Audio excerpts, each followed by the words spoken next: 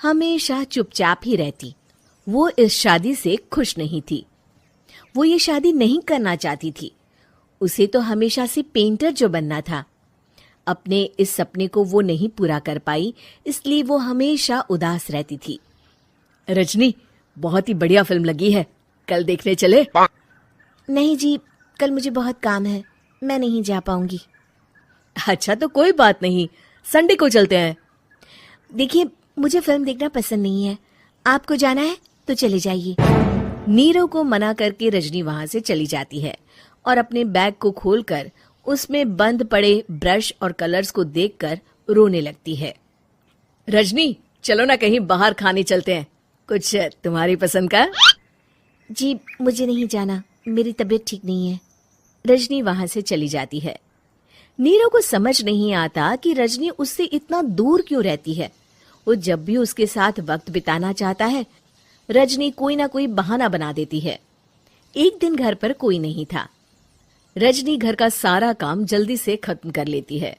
घर पर अकेले होने के कारण वो सोचती है कि वो आज पेंटिंग करेगी। वो अपने कमरे में जाकर पेंट ब्रशेस और कलर्स निकालकर जैसे ही कलर मिक्स कर रही होती है कि दरवाजे पर बेल बज जाती है। अब कौन आ गया इस वक्त? इतनी मुश्किल से तो मुझे पेंट करने का मौका मिला है। रजनी दरवाजा खोलती है तो उसकी सास अपनी सहेलियों के साथ खड़ी होती है और सब घर के अंदर आ जाते हैं। अरे बहू, सबको शरबत बनाकर पिला दे, बाहर तो बड़ी गर्मी है। उफ। जी। रजनी पेंट ना कर पाने से उदास हो जाती है। उसे गुस्सा भी आ रहा होता है कि उसने इस शादी के लिए हाँ क्यों कह दी। वो रसोई में जा रही होती है कि उसकी सास उसे रोकती है। बहू, सबके खाने का भी इंतजाम कर लेना, आज का लंच तो ये सब यहीं करेगी। हाँ। रजनी बिना कुछ कहे रसोई में चली जाती है। सबके लिए खाना बनाती है। सब खाना खाते हैं और रजनी घड़ी देखती है कि ये सब कब जाएंगे ताकि वो अपनी पेंटिंग कर सके। जब शाम होती है तब सब चले जाते हैं अपने घर। अरे बहू, सब तेरे खाने की तो बहुत तारीफ कर रहे थे, सबको बहुत अच्छा लगा खाना।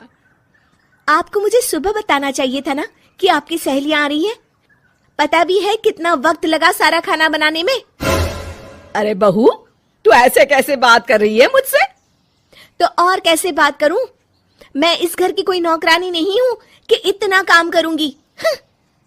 रजनी अपने कमरे में जाकर दरवाजा बंद कर लेती है। शाम को जब नीरव आता है तो उसकी माँ उसे पूरी घटना के बारे में बताती है।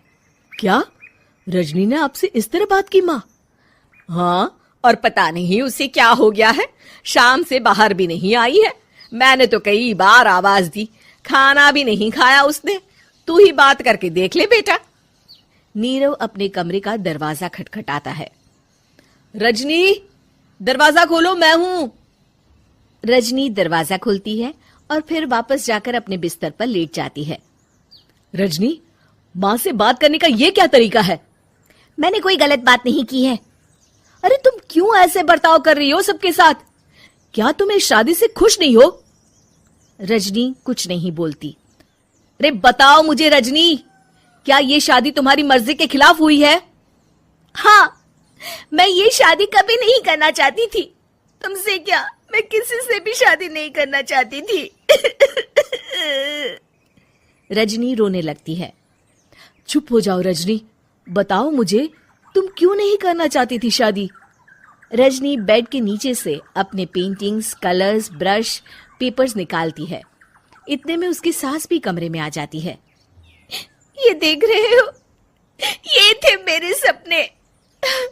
मैं पेंटर बनना चाहती थी, पर माँ पापा ने कभी सपोर्ट नहीं किया और मेरी शादी करवा दी। मेरे सारे सपने टूट गए। हर वक्त बस गुस्सा आता रहता है मुझे। मैं जानती हूँ कि आप लोगों की इसमें कोई गलती नहीं है, पर मैं क्या करूं, मुझे समझ में नहीं आता।